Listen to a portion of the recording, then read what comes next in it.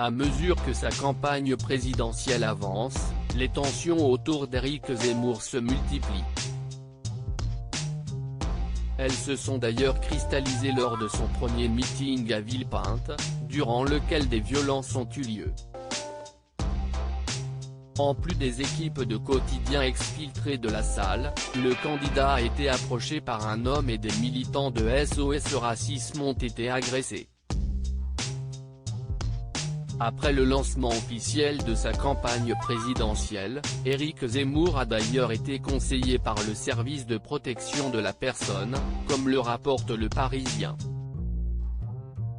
Ces policiers, en charge de la protection rapprochée des personnalités exposées, se sont entretenus avec l'équipe de campagne du candidat à l'Élysée et leur ont expliqué qu'il fallait muscler, en qualité, fortement son service d'ordre.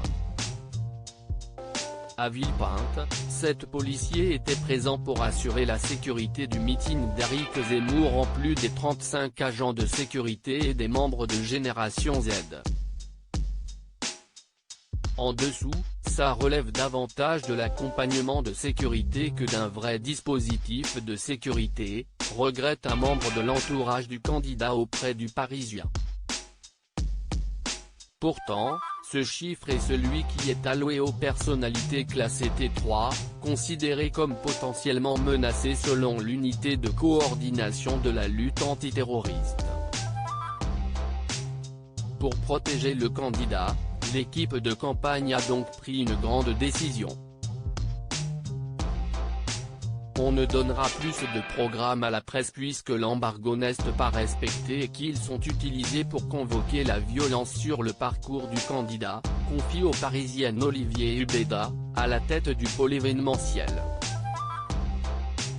Éric Zemmour ajoute, on ira désormais dans une France sans Antifa.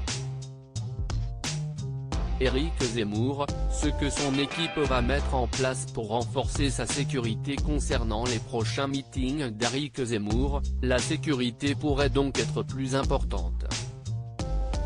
Tout comme ses déplacements prévus en décembre.